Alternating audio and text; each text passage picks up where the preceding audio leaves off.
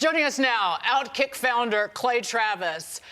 I'm afraid, very afraid, because he's running for another term.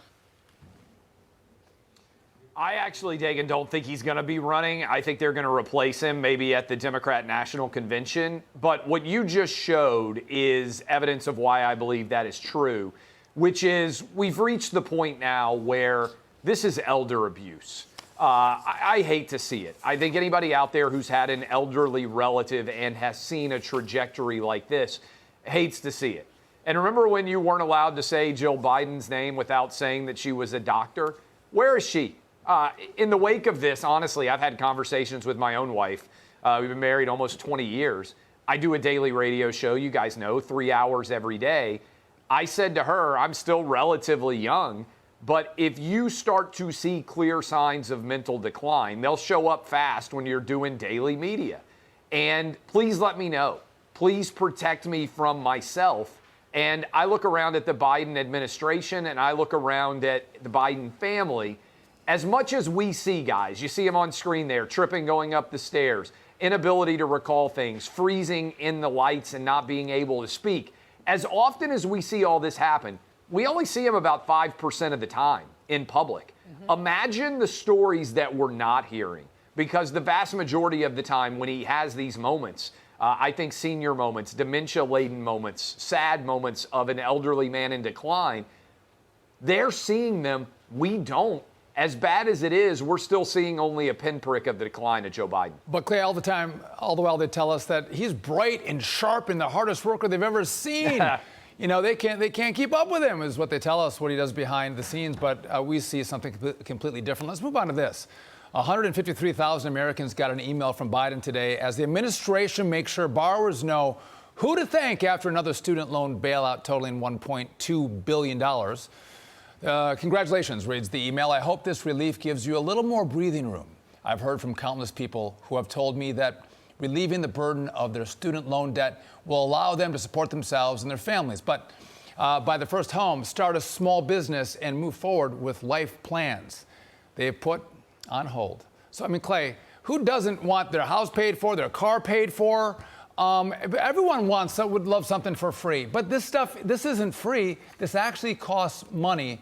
Do you think these young voters, Clay, will buy into this freebie from Joe Biden and pivot and vote for him? Yeah, you know, Sean, when I see this, what kind of jumps out to me is our continued use of the concept of canceling of debt. Yeah. The debt's not being canceled. It's just being moved.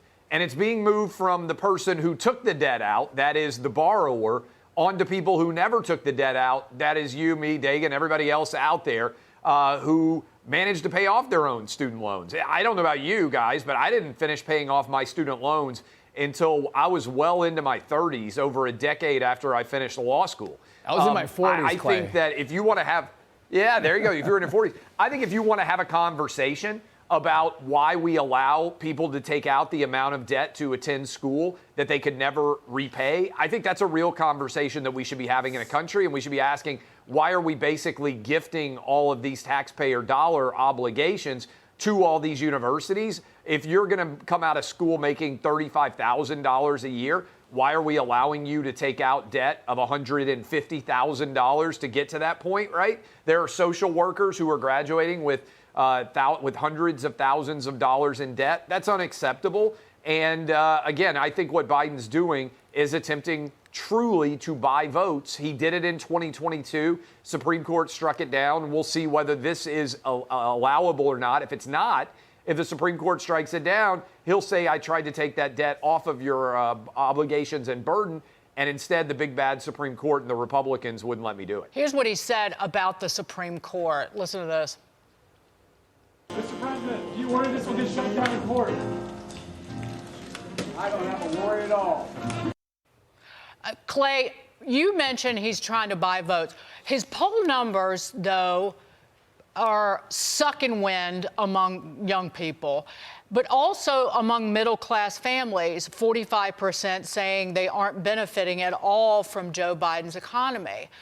I argue the reason that he's polling so badly among working people and among young people is because of this student loan forgiveness. Total, $138 billion in student loan forgiveness, 3.8 million borrowers. Almost 90% of Americans have no student loan debt. And only 1/3 of younger Americans have a 4-year college degree. So to 90% of Americans, he's telling them to screw you. You get nothing. And that's why his poll numbers suck. Yeah, Dagen, I think you're hitting on it. The reality is, since Joe Biden came into office, the average person out there has seen a tax increase because of the inflation and how much prices have gone up. I'll tell you, I go through the drive-thru with my 3 boys and my wife, Chick-fil-A, every now and then. I love it. It's over $50 for us to go to Chick-fil-A and get everybody a chicken sandwich and some French fries. And to me, it's emblematic, I think, of what so many people feel when they go to the grocery store, when you go to a fast food restaurant, heck, when you go in at a gas station and just buy some candy or something, a drink there. Everything costs way more than you think it should. And that's because overall costs are up about 20% across the board since Joe Biden came into office because of that inflation tax. No doubt. Great to see you, Clay Travis. Thanks for being with us. We appreciate it.